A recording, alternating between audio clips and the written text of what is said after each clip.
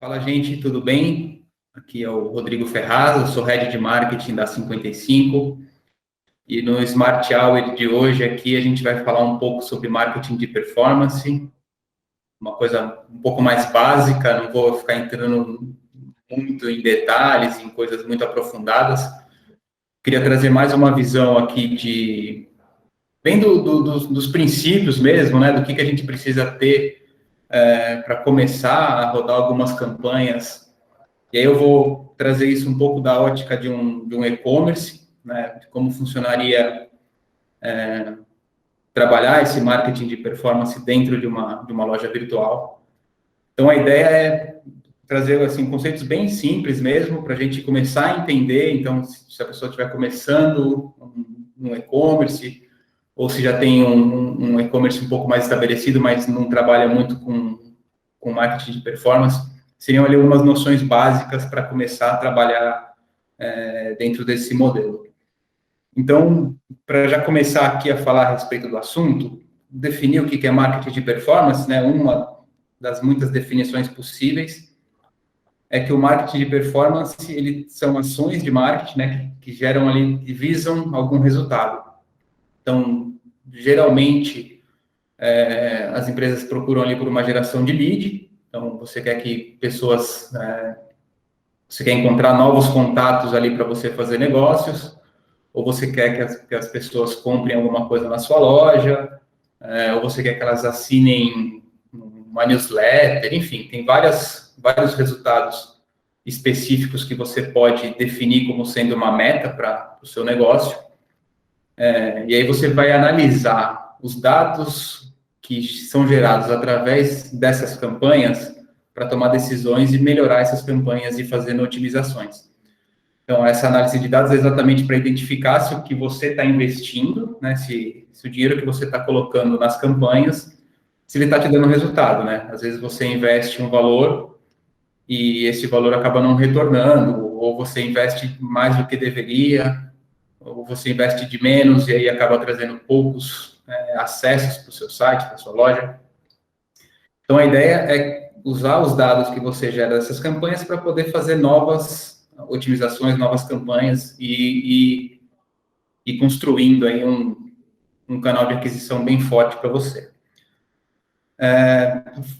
Quando a galera fala de marketing de performance, todo mundo fica muito focado nos métodos, né? Então, eu vou anunciar no Google, vou anunciar no Facebook, vou anunciar no Instagram, no LinkedIn, TikTok, enfim. O canal para você fazer uma comunicação, ele tem um monte, tem uma infinidade de canais, de formas de você fazer, mas tem um ponto que eu queria trazer, até por coisas que aqui dentro da empresa mesmo é um fator que a gente vem endereçando assim com bastante força, que assim, o principal, a coisa mais importante que você tem que ter de pé, né, que tem que ter dentro da sua empresa, para você fazer marketing de performance, é métrica.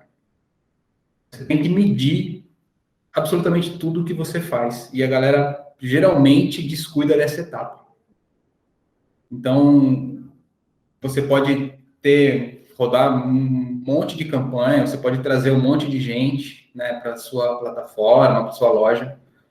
Mas se você não estiver medindo de onde essas pessoas estão vindo, o que está fazendo que essas pessoas acessem a sua loja, o que está fazendo que essas pessoas comprem um produto seu, um serviço seu, você nunca vai conseguir otimizar as campanhas para trazer mais daquelas pessoas. A intenção é sempre você medir as campanhas para saber o que está dando resultado, para você poder replicar aquele resultado mais vezes em mais campanhas e otimizar e transformar o seu canal de aquisição numa coisa perene, né? Você vai ter sempre gente chegando no seu negócio através dessas campanhas. Então, os primeiros passos para você fazer isso, e aí eu estou fazendo aqui, lembrando que eu vou fazer isso aqui de uma ótica de um e-commerce. Então, o primeiro passo que você tem que dar é você ter uma jornada do seu usuário mapeada. Então, você tem que saber onde a pessoa entra, quais as ações que você quer que essa pessoa tome dentro da sua loja, dentro do seu negócio ali, até ela chegar no momento que você quer que ela compre alguma coisa, um produto, um serviço. Então, você tem que saber todos os passos que ela toma dentro do seu site, da sua loja, até ela chegar no momento de conversão, que a gente chama, né? Para ela se converter num cliente de fato, ao invés de só uma pessoa que navegou ali na sua loja. O próximo passo ali é você fazer um acompanhamento correto dessa jornada. Então, estou dando um exemplo aqui do Google Tag Manager, que é uma ferramenta que pode ser usada para isso. Dependendo de como a sua loja estiver implementada, se for em WordPress e WooCommerce, por exemplo, muito provavelmente já tem ferramentas que fazem isso para você automaticamente, mas é sempre bom você ter esse registro, né? Uma tag não é nada mais do que um registro das ações que o usuário vai ter dentro do seu e-commerce ali, por exemplo. E aí, com essas informações, você calcula com bastante precisão quanto custa para você trazer cada cliente, que é o famoso CAC. Então, como é que você vai saber se o quanto você está investindo numa ação específica está retornando para você numa proporção que seja um bom investimento, né? Que você não está colocando um dinheiro em campanha de marketing e aquele dinheiro não está retornando para você em volume de vendas. Então, tudo isso tem que ser extremamente pedido, acompanhado, passo a passo e calculado para você saber se o que você está fazendo realmente vale a pena. Senão, você vai estar colocando nas campanhas e não vai estar trazendo nenhum retorno. Então, eu vou trazer aqui um exemplo de funil de e-commerce. Então, quando uma pessoa acessa a loja, ela vai cumprir algumas etapas ali até ela fazer efetivamente uma compra. Então, se a gente for colocar aqui, eu elenquei 5 etapas, mas cada e-commerce pode ter uma infinidade de passos, mais passos ou menos passos. Pode ser uma jornada mais rápida, mais demorada. Dependendo do produto que você vende, essa pessoa pode voltar várias vezes na loja para fazer pesquisa e tal. Mas, em vez de regra, a pessoa vai entrar na sua loja, ela vai para consultar os produtos que você tem ali. Então, é o primeiro passo dela no funil. Ela entrou, deu uma olhada na sua loja, pesquisou as coisas que você tem ali, e ela vai navegar até encontrar alguma coisa que ela goste. Quando ela chega no momento de realmente encontrou o que ela estava procurando, ou se interessou por alguma coisa, ela adiciona aquilo no carrinho. Então, seria o próximo passo ali. Adicionou no carrinho, está considerando comprar aquele produto e tal. Aí ela vai, de repente, dependendo da sua loja, ela vai clicar no carrinho para ver se está adicionado. E aí você vai precisar que essa pessoa preencha alguns dados de cadastro para continuar com a compra. Então, algumas pessoas vão preencher o dado de cadastro, outras pessoas vão abandonar o carrinho, que é o grande problema aí do e-commerce, né? O famoso abandono de carrinho. Então, você vai pedir que a pessoa preencha ali os cadastros, vai pedir o endereço, nome, de repente o CPF e tal. Essa aí é mais uma etapa no caminho da conversão desse cliente. Um próximo passo ali seria selecionar o meio de pagamento. Então, a pessoa vai escolher um gateway de pagamento, de repente uma plataforma, ou vai escolher um cartão de crédito, boleto. Enfim, várias possibilidades que cada loja vai ter a sua. E aí, efetivamente, ela efetua a compra. Então, quando você olha e analisa essas etapas, você sabe que todo cliente cumpriu essas etapas ali de alguma maneira, em algum momento. Então, você sabe que você precisa entender todas essas etapas para tomar alguma atitude com relação às suas campanhas e outras ações de marketing ou de produto que você pode tomar para entender como que essas pessoas estão navegando dentro da sua loja. Uma vez isso mapeado, você vai ter que fazer aquele registro que eu comentei, que são as tags. Então, você vai taguear essa jornada. Então, sempre que um cliente acessar a sua loja, a gente vai considerar isso como uma visita. Então, você vai lá no seu sistema de tags, ou se você já tem isso automático e tal, mas você vai ter que informar que eu quero considerar uma ação específica da pessoa numa tag, para aquela tag registrar essa informação. A pessoa visitou, se ela adicionou alguma coisa num carrinho, eu quero acionar. Então, o ato dela arrastar um produto para o carrinho ou adicionar o carrinho, ele vai ativar essa tag, né? Vai ter um trigger que vai ativar essa tag de carrinho. Então, já sei que ela adicionou um item no carrinho. Da mesma forma, ela selecionou no carrinho e fez o próximo passo de adicionar os dados, eu vou ativar essa tag, vou dar um trigger ali para essa tag de dados cadastrados. A próxima etapa seria o pagamento selecionado, então eu vou disparar também essa tag, e eu vou disparar a tag de compra com sucesso. Então, todas as etapas que eu preenchi lá, eu registro essas etapas via tag, tem outras formas de fazer, mas a tag é uma das mais comuns e mais praticadas aí. Pode ser por evento, de repente, algumas outras formas. E aí você vai ter toda a jornada do seu cliente ali mapeada e tagueada. Feito isso, o que você vai fazer com essa informação? Aí você vai começar a calcular como é que você faz para metrificar essa jornada, né? Então, você mediu as coisas todas, agora você começa a calcular o que acontece em cada etapa. Então, você vai fazer uma campanha e vai trazer, por exemplo, 100 visitas no seu site. Então, você trouxe 100 visitantes, e aí você tem ali uma conversão de 30%. Das 100 pessoas que visitaram o seu site, 30 adicionaram um produto no carrinho. Dessas 30 que adicionaram, uma parte delas, vamos supor que 40%, eu estou trazendo números aqui aleatórios, suponhamos que 40% das pessoas concluam ali um cadastro, então ela vai informar o endereço, o nome e tal. Então, são 12 pessoas. Dessas 12 pessoas, só 2 vão selecionar uma forma de pagamento. Geralmente, essa é uma etapa bem sensível do processo, que é geralmente quando as pessoas acabam desistindo, que tem que selecionar ali o pagamento. Então, a gente vai supor que essa etapa tem ali uma conversão de 15% só. E aí, dessas 2 pessoas que selecionaram, só uma vai realmente comprar um produto, você vai fazer uma venda.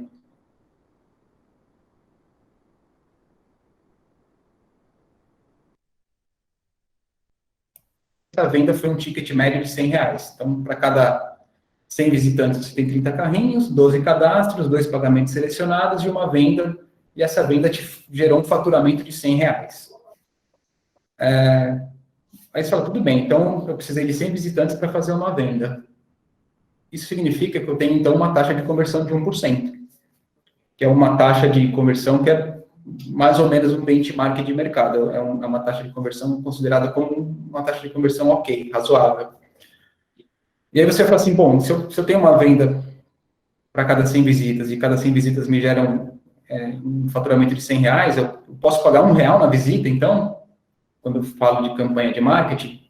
Não, porque você tem outros custos associados a esse faturamento, né? Então, sei lá, se você tem uma loja padrão aí, e aí você trabalha com um markup, sei lá, de 2,2, R$45 aqui desse valor, mais ou menos, seria só de produto. Você está com markup ali de 45, 2,2 vai dar uns R$100 mais ou menos. Então, R$45 de produto, se você gastar R$1 aqui, você já está perdendo dinheiro. Então, o que você tem que fazer? Eu vou estipular que eu vou investir em marketing 10% do meu faturamento. Precisa ser 10%? Não precisa. Tem alguns benchmarks, de novo, de mercado. E aí, dependendo do momento, do tamanho da sua empresa, você pode investir até 20% ou tão pouco quanto 1% do faturamento, né? Então, uma empresa grande não vai investir 10% do faturamento, porque seria um valor muito grande. Mas uma empresa pequena, um e-commerce, ter 10% do faturamento investido em marketing é uma métrica mais ou menos aceita aí como um benchmark de mercado. Então, tendo isso, você vai fazer uma conta simples, que você pode investir R$10 para trazer essas 100 visitas. Então, você vai dividir 10 por 100, você pode pagar 10 centavos por visita. Ou, falando aí em termos um pouco mais técnicos, né, que o pessoal gosta de trazer, você teria ali um CPC, que é um custo por clique, de 10 centavos. Então, você sabe que cada clique num anúncio seu, falando aqui de Google Search, por exemplo, vai te custar 10 centavos. A cada 100 cliques, a cada 100 visitas, você vai fazer uma venda. Então, seu custo de aquisição ali vai ser de R$10. Vamos fazer um exercício aqui, diferente, para calcular essa jornada com um pouquinho uma diferença pequena de números. Então, na primeira etapa ali, em vez de 30 carrinhos, você conseguiu colocar 40. Então, você fez alguma otimização ali no layout da loja, então mais pessoas se interessaram, você trouxe 40 pessoas para entrar no carrinho. Você manteve ali 40% na parte de cadastros, então a mesma quantidade de pessoas se cadastrou percentualmente. Na etapa do cadastro ali, você melhorou um pouquinho, em vez de 15%, você trouxe 20% de conversão, então foram 3 pagamentos selecionados. E na próxima etapa você manteve. Então, 50% ali das pessoas vão efetuar uma compra. E a compra continua tendo ali um ticket médio de R$100. Então, nesse caso, o que acontece? Você pode tomar algumas iniciativas, né? Então, você vai chegar na conclusão de que uma venda não vem mais a cada 100 visitas, ela vem a cada 66. Porque você otimizou a sua loja, você melhorou alguns pontos, então você está convertendo 1,5% agora. Então, uma visita vai ser quanto nesse caso? Aí que vai da sua estratégia. Então, depende de como você quer tocar a sua loja dali para frente. Então, se você está fazendo o mesmo investimento em marketing de 10% do faturamento, significa que você tem os mesmos R$10 para fazer esse investimento nessa aquisição dessa venda. Certo? Então, o que você pode fazer? Bom, você pode falar que você quer pagar R$10 em 66 visitas, que é o seu novo normal ali, você otimizou, então você precisa de menos. Então, você vai pagar, em vez de pagar 10 centavos por visita, você decidiu que você pode pagar 15 centavos por visita. Aí você fala assim, pô, mas se eu posso pagar 10 centavos, por que eu vou pagar 15? Por que eu estaria disposto a pagar 15? Talvez você queira aparecer na frente do seu concorrente. Se você vai dar um lance maior no leilão de anúncio, por exemplo, você pode aparecer na frente da sua concorrência e aí você vai ter uma vantagem competitiva ali na hora de fazer isso.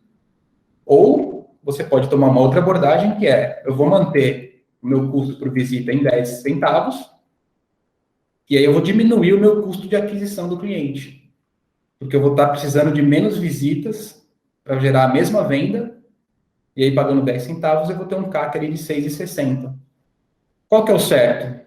Nenhum é o certo. As duas opções são viáveis, são possíveis, vai de uma decisão estratégica de negócio. Então, se você acha que é melhor, dependendo do tamanho da sua loja, você dá um lance mais alto nos leilões ali de anúncio, para poder trazer mais clientes, para aparecer na frente do seu concorrente. Ok, você pode fazer isso.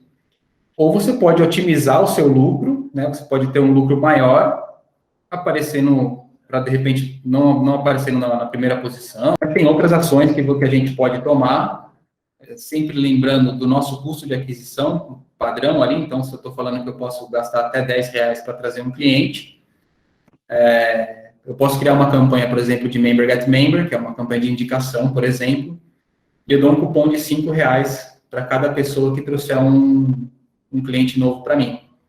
Então, geralmente, quando você pega ali um cupom do iFood, ou você pega um cupom de alguma loja, e você tem ali R$10 para gastar,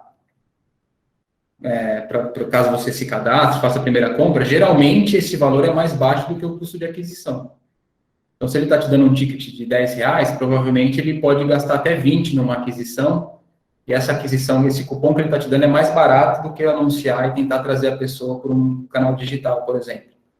Via de regra é isso. É claro que tem exemplos de empresas que vão dar esse desconto, porque eles querem aumentar mesmo a base de clientes, mas em alguns casos você fala assim, olha, se eu der R$5 de desconto aqui para um cliente meu, que indicar alguém, eu estou no lucro, estou economizando R$5 ali naquela aquisição.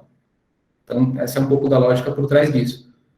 Da mesma forma, se eu der um desconto numa segunda peça, por exemplo, eu vou aumentar o meu ticket.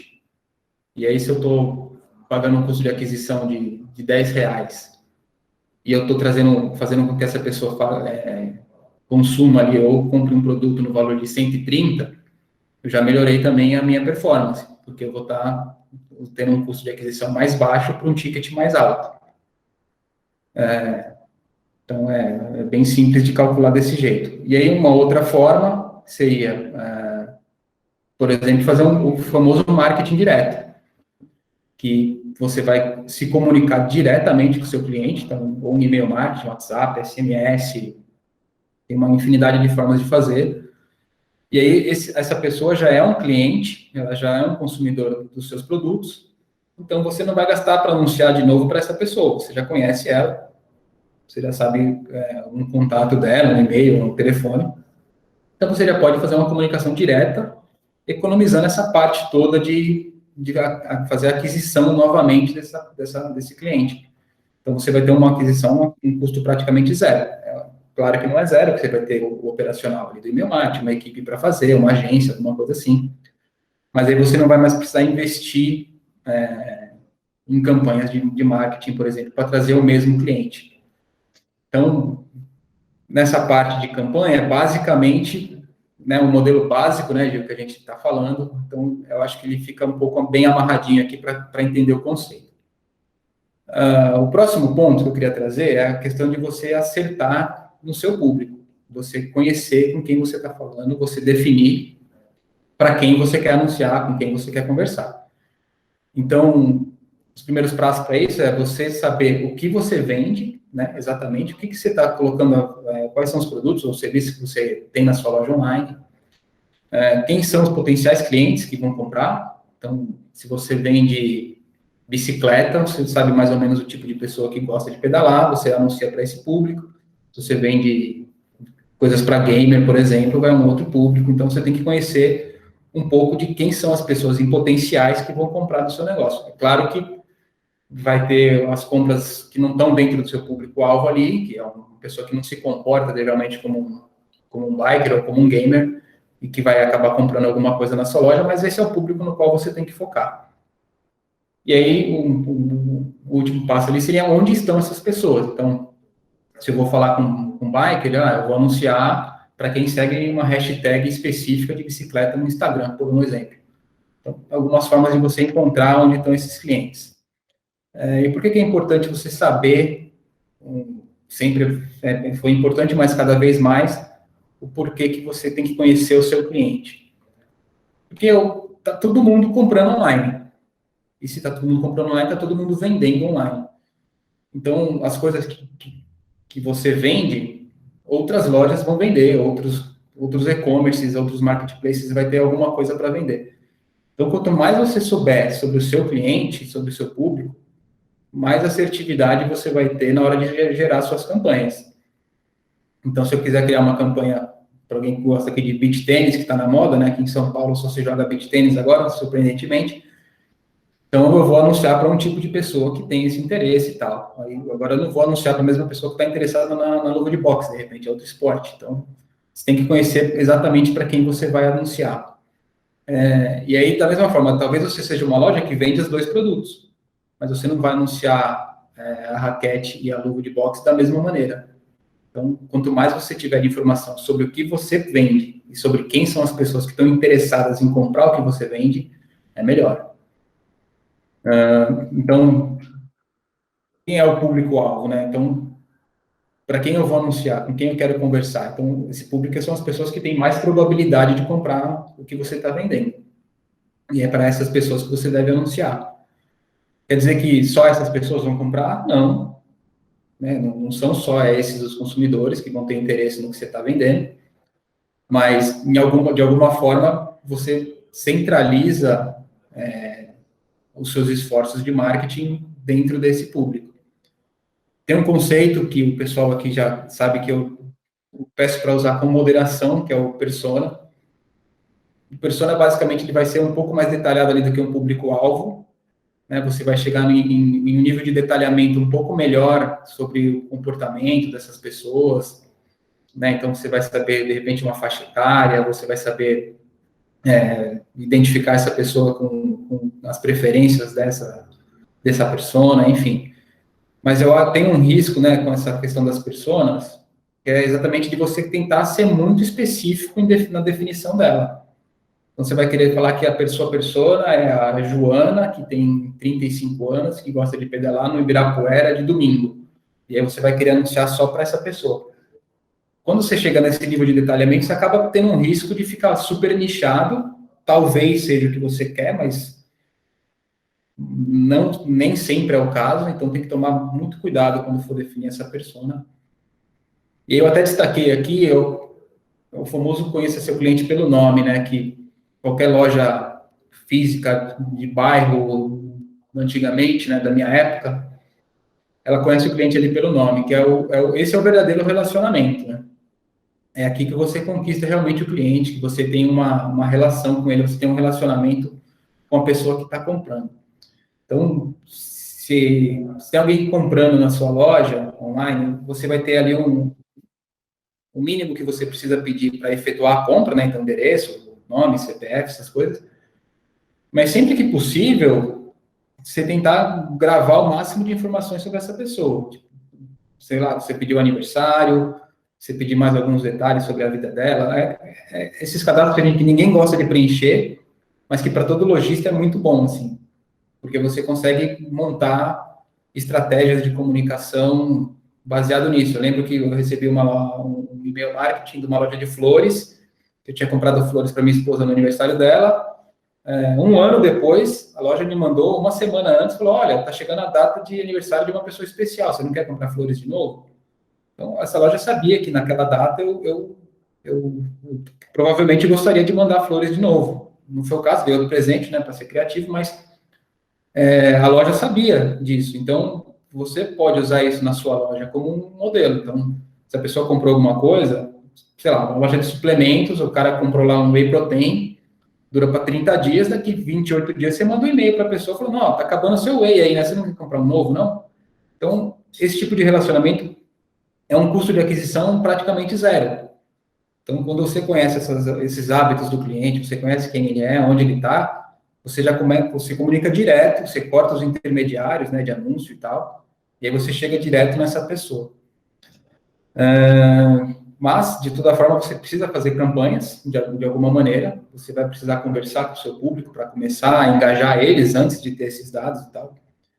Então, você trouxe aqui as 3 maiores plataformas de anúncio, aí Facebook e Instagram são a mesma coisa, no final das contas, você anuncia da mesma maneira ali.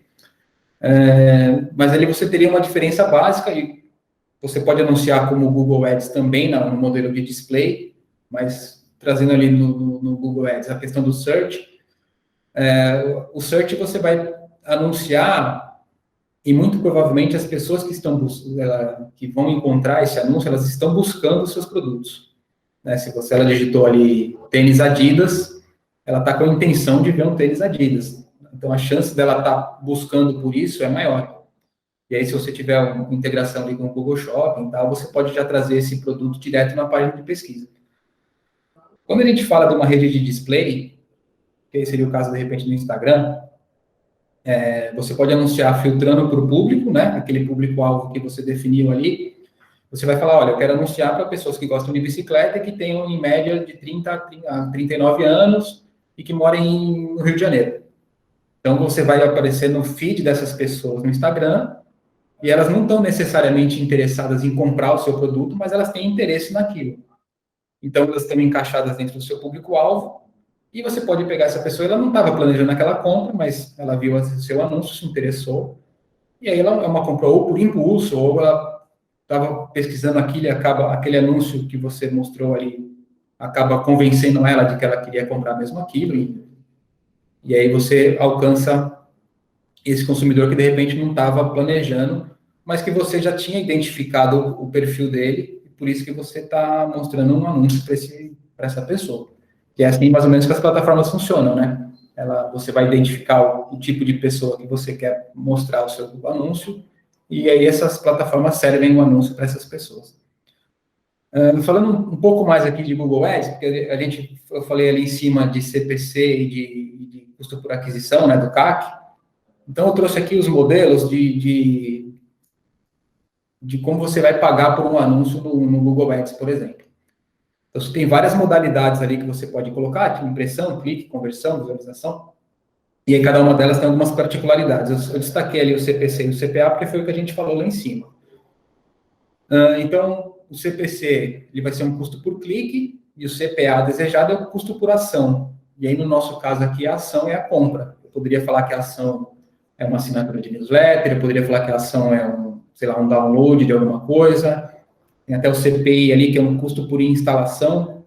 Então, é um específico para aplicativo. Por exemplo, eu quero pagar quando a pessoa instalar o aplicativo no celular dela. Então, se a pessoa clicar no meu anúncio e não instalar o aplicativo, aquilo não é uma conversão, então o Google vai cobrar pelo clique, mas de toda forma ele vai sempre otimizar as campanhas para aquele perfil que mais instala o seu aplicativo. Então, como é que funcionaria isso mais ou menos na prática dentro ali do Google Ads? Se eu otimizar as minhas campanhas para o clique, aí eu tenho aquelas decisões para tomar. Eu quero pagar no clique no máximo 10 centavos, ou eu quero pagar 15 centavos. De novo, não tem correto, vai de quanto você quer aparecer. Eu estou disposto a pagar um pouquinho a mais para aparecer mais vezes ou acima dos meus concorrentes, ou eu vou manter a minha estratégia de pagar 10 centavos, que é o meu custo-alvo, e vou seguir dessa forma. E aí, se você fizer a mesma configuração no anúncio ali, como CPA desejado, então você vai falar, olha, eu estou disposto a pagar por essa ação a R$10. Significa que você vai pagar R$10 quando aquela ação for efetivada? Não, você vai continuar pagando pelo clique. Mas o Google vai fazer com que mais cliques que tenham potencial, né? Todo o machine learning, esses algoritmos todos, ele vai fazer com que, na média, a cada R$10 que você gaste, você tenha uma conversão. Ou que a cada R$6,60 você tenha ali uma conversão que você definiu. E aí, como é que você define isso? É com o tagueamento que a gente comentou também lá em cima. Eu vou falar para o Google, eu quero que você considere uma conversão uma compra com sucesso. Então, o Google vai começar a rodar as campanhas e ele vai aprender que toda vez que essa tag for disparada, aquilo é um sucesso para a sua loja e aquilo ele pode considerar aquilo como a sua meta. E aí ele vai otimizar as campanhas para trazer o máximo de pessoas possíveis para ter uma conversão dentro daquele custo que você definiu. Então, basicamente, funcionaria dessa forma. E aí, dentro disso, a pergunta que a galera sempre se faz é quanto é que eu invisto? Mas quanto é que eu invisto para ter um CPA desse? Quanto é que eu invisto para conseguir mais clientes? Como é que eu faço para gerenciar o orçamento e tal? E aí lá em cima, eu já coloquei essa definição de 10% como um percentual do faturamento. Então, independente de onde você vai investir. E aí você vai separar, de repente, esse orçamento dentro das 3 redes aqui, nesse caso. Eu vou colocar 30% em Google Ads, 30% em Facebook e 40% em Instagram. Então, você faz essa divisão de acordo com a sua estratégia. Quanto que você investe é esse percentual. Se você fatura R$100 mil no mês e você está começando, você precisa ganhar mais clientes. Você precisa ter mais escala, você precisa crescer mais. Então, é natural que você invista um pouco mais. Então, um percentual ali para quem está começando entre 15% e 20% é um valor razoável. Você vai, de cada R$100 mil que você faturar, você vai investir R$20 mil em marketing para trazer esses clientes para dentro da sua plataforma. O seu custo de aquisição no começo vai ser mais elevado, mas aí você vai começar a construir uma base de clientes, e você vai poder se comunicar com ela de maneira direta, e aí esse CAC começa a baixar. Então, é claro que você tem que fazer um esforço de registrar essas informações para poder se comunicar com esse cliente e eliminar esse custo o máximo possível que você puder, mas no primeiro momento você tem que colocar um pouco mais de investimento. Se você já está no momento ali, já está faturando bem, já está conseguindo trazer uma boa atração de negócios, é normal você colocar ali entre 10% e 15%, e se você já está no momento de consolidação, também não seria ruim você colocar entre 8% e 12%, e aí esse custo para empresas maiores acaba diminuindo cada vez mais. Então, empresas grandes que pelo menos têm ali 1% do faturamento e tal, porque a gente já está falando de faturamentos bem consideráveis, né? Então, não faria sentido você investir tanta grana assim que você estaria torrando a sua verba de marketing, e é por isso que as pessoas investem em outras iniciativas, sei lá, patrocínio ou construção de marca, eventos e tal.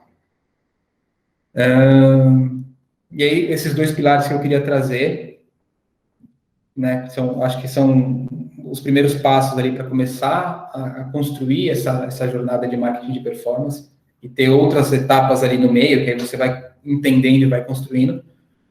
Mas o último ponto que eu queria trazer é que, assim, a gente faz de tudo para fazer essa métrica ser a mais correta possível. Mas, independente do que acontecer, você tem que saber lidar com incertezas. Né? Porque, por mais detalhado que seja o acompanhamento, assim, atribuição de origem é um negócio que não tem como ter 100% de certeza, né? Hoje em dia você pode, por exemplo, rastrear um usuário que clicou no anúncio dentro do celular, mas que depois completou a venda no desktop ou no tablet. É possível, mas em algum momento essas atribuições elas se perdem. Então, se a pessoa demorou um tempo a mais para voltar, ela clicou hoje, voltou daqui 30 dias, só que ela voltou já orgânico, você vai associar aquilo para uma conversão que não é exatamente como ela chegou. Então, tem sempre um nível de incerteza ali.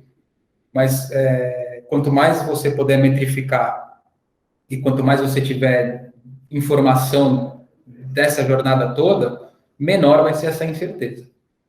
Outra coisa é que o comportamento do usuário não é uma ciência exata, então as pessoas se comportam de um jeito, tem novas coisas sendo lançadas, tem novos produtos sendo introduzidos no mercado, nova rede social, aí aparece o TikTok, aí aparece o Clubhouse, aparece não sei o quê. Então tem sempre alguma coisa que pode modificar um padrão de comportamento. Então, sei lá, 8 anos atrás estava todo mundo no Facebook. Hoje em dia só sei lá, minha tia, mais algumas pessoas usam o Facebook, tá todo mundo indo para o Instagram, aí daqui a pouco tá todo mundo no TikTok. Então, a sociedade vai se movimentando, os padrões de comportamento vão se movimentando, eles têm que acompanhar essa evolução. Mas eu sempre falo para não pular de cabeça, né? Então, apareceu o Clubhouse, por exemplo, há 2 meses atrás, 3 meses, sei lá. E aí já ficou aquela coisa, putz, vamos ter um podcast, vamos criar um canal no Clubhouse, vamos fazer, vamos acontecer, não sei o que lá. Hoje em dia, pouca gente usa o Clubhouse. Sei lá, de repente, se você tivesse investido um tempão nesse recurso, né, um tempo e recurso nesse canal, seria colocado dinheiro à toa, né, teria gastado dinheiro à toa. Então, aconteceu com um monte de coisa. Apareceu o Periscope, aí o Twitter comprou, apareceu um monte de coisa. Tipo, TikTok mesmo. Sei lá, 50%, 30% dos usuários de TikTok têm menos de 13 anos. Você vai investir nesse negócio como um público para quê? Você vende brinquedo? Vende alguma coisa para criança? Não vende? Então, cara, não faz muito sentido. A outra parte é galera até 29 anos. Bom, então já pode ter mais 20% ali, você vai ter um pedaço da sua audiência. Então, tem que medir bem o que você vende, o que você quer comunicar e colocar isso nos canais certos. E era isso, gente. Não queria fazer um negócio muito grande, não. Para trazer bem o básico mesmo aí do que precisa a galera saber aí, entender um pouco do marketing de performance, para de repente tocar uma loja, tocar um negócio aí e tocar a vida, trazer negócios. Era isso. Respondi, Gil? Oi, responde. Ficou ótimo, e tirou várias das minhas dúvidas também. O pessoal comentou algumas coisas antes da interrupção da internet, naquele momento, e depois também. Aqui. Você já está conseguindo ver os comentários, Ferraz? Ou você está com. Deixa eu ver aqui. Não, o que aparece para mim aqui é o da Amanda, nossa boa ideia, na correria, às vezes vai lá e compra de novo, blá, blá, blá. Sim, nessa hora ela estava comentando quando você falou do whey e das flores, ela falou isso também. Porque assim, essa é uma das formas clássicas, assim, de você reduzir o seu custo de aquisição. Se a pessoa já comprou com você, você já conhece, que ela já sabe que ela é um cliente, que você tem um produto para ela, você se comunicar diretamente, sem ter intermediários, é a melhor maneira de fazer uma nova venda, né? Sim. Que mais, Gil? Deixa eu ver aqui, estou olhando os comentários do pessoal. A Carol tinha comentado que por isso que ela sempre clica nos anúncios da concorrência, logo naquele momento que você falou isso, um pouco antes de você cair. Fala um pouco, o Mauro falou, fala um pouco sobre as nossas principais ações de mídia e quais as de melhor retorno. Agora. Aqui na 55, Mauro, a gente tem investido em Google Ads e Facebook, basicamente assim. E aí o que eu trouxe bem no começo lá da apresentação, sobre a parte de métrica, é o que a gente está tentando solucionar agora, assim. A gente vinha brigando bastante com dados, a gente estava com bastante dificuldade de medir o que a gente vinha fazendo, e por isso que a gente não estava escalando muito as nossas campanhas. Com a chegada da Analice aí há 2 meses atrás, 2 ou 3 meses já, a gente começou a focar muito em resolver essa questão. Então, agora sim, com a ajuda do pessoal da plataforma, a gente está começando a enxergar melhor as iniciativas e aí a gente vai começar a investir mais em mídia. Então, a gente mesmo aqui estava com essa carência da metrificação, resolvemos isso aqui agora e a gente vai começar a investir muito mais. Mas, no momento, a gente investe mais em Instagram e Google Ads como os principais canais aí de aquisição e em marketing, né?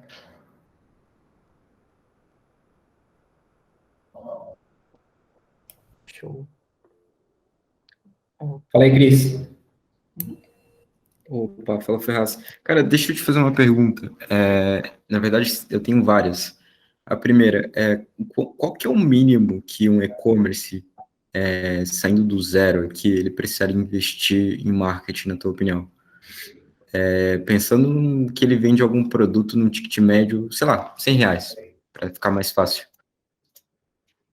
Cara, eu acho que assim, nesse modelo que eu desenhei ali, se você vai faturar R$ 100 para cada venda sua, seria razoável você investir R$ 10 para cada aquisição. Então, se você fatura aí R$ 100.000 se você faz lá, se você efetua 1.000 vendas no mês, a R$ 100 o ticket, se faturou 100 mil, seria razoável você ter um ticket, um investimento em marketing de pelo menos R$ 10.000. Mas aí, assim, aquilo que eu coloquei ali também no final, né? Se você quer crescer, está começando, seria legal se você pudesse colocar 15 mil, por exemplo, para faturar esses 100. Porque aí você começa a ter mais tração, você começa a aparecer um pouco mais e tal. Então, sempre, eu gosto de, principalmente para quando está começando, em ter isso como um percentual do faturamento. Se você está começando do zero, você não vai ter faturamento nenhum, então fica difícil. Mas aí você tem que ter estimativa. Estou montando um negócio aqui, comprei, sei lá, R$ 50.000 de estoque, vou fazer um markup de 2,2, eu tenho R$ 120.000 aqui para faturar em cima desse estoque. Então, eu já posso separar R$ 12.000 para investir em marketing para trazer galera para comprar esse estoque. Seria uma maneira de você fazer a projeção. Eu vou projetar que eu tenho X de estoque, vou ter um markup, vou fazer essa conta e vou chegar num percentual ali de investimento que eu posso ter para girar esse estoque, né? Qual que é a métrica de quem já está validado, quem já tem um faturamento bom no mercado? Ele investe Cara, quantos por cento? isso também não é fórmula de bolo, assim, não é uma regra, cara. É mais um guideline, assim. Então, se você já está numa atração bem boa e está faturando alto, se você colocar 5% de investimento, que nem, pô, sei lá, você pega um Magazine Luiza, por exemplo, o cara não investe 1%, porque é muita grana, 1% do faturamento dele, saca? Mas se você tem um e-commerce médio, fatura 1 milhão, você vai colocar 10%, são 100 mil de investimento. É um investimento bem bom. Então, mas se você com 50 mil já conseguir fazer, aí você vai medindo. Fala assim, olha, eu vou reduzir um pouco o investimento e vou ver se isso impacta no meu faturamento. Se você trouxe ali, se você fatura 1 milhão, está investindo 100, você baixa isso para 80, e no mês seguinte você fatura o mesmo 1 milhão, significa que você pode considerar o seu 80 ali como um número bom. Aí você pode baixar mais um pouco para 60 e testar. Eu coloquei 60, aí meu faturamento caiu para 900. Aí você já começa a ter uma noção ali do que faz sentido para o seu negócio. Eu vou investir na proporção e vou fazendo esses testes. Então, minha meta de faturamento é 1 milhão, então eu coloco 100. Se eu bati 1,5 milhão, pô, ótimo, né? Mas talvez eu tenha investido, meu estoque não vai dar conta, ou não vou ter capacidade de entrega. Tem outros fatores que entram em jogo, e não é só o investimento, porque tem situações, por exemplo, que você pode investir e trazer uma demanda muito maior do que você pode atender. Então, você fala assim, vou investir quanto? É muito relativo, assim. Por isso que eu gosto sempre de usar o faturamento ou real ou esperado como um benchmark ali para você se estruturar. E aí você tem mais ou menos uma noção do que você pode fazer. Cara, animal. Eu tô dando uma analisada e eu percebo que tem muito e-commerce aqui que, sei lá, fatura 200 mil e não investe R$ 1.000 em marketing, sabe? E eu acho que existe um potencial incrível para a linha de ads se a gente distribuir essa informação. Mas, enfim, eu tenho uma outra pergunta que eu fico com dúvida que está lá na plataforma. Qual que é a diferença de ROI para ROAS? Às vezes me perguntam isso. Como eu consigo ser claro, tipo...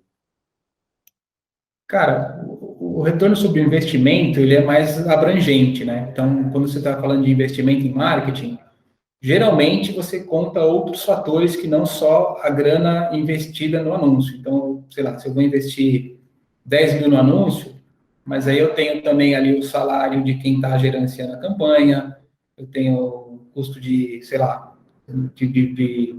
da ferramenta sei lá, do Photoshop que gerou aquele anúncio, ou coisa assim. Então, você vai ter um headcount, talvez, enfim, você vai ter outros custos embutidos no investimento.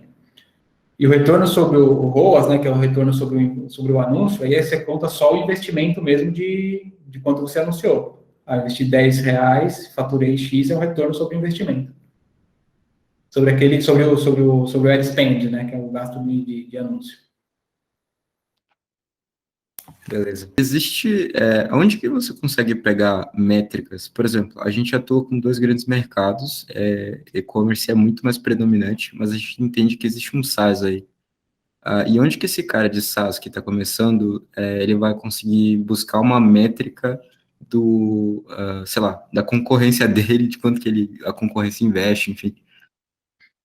Tem algumas ferramentas que fazem esse tipo de análise para te dar meio que um benchmark de mercado em termos de investimento. Elas nunca são super precisas, mas elas trazem informações que são bem confiáveis. Então, você pega, por exemplo, a SimilarWeb.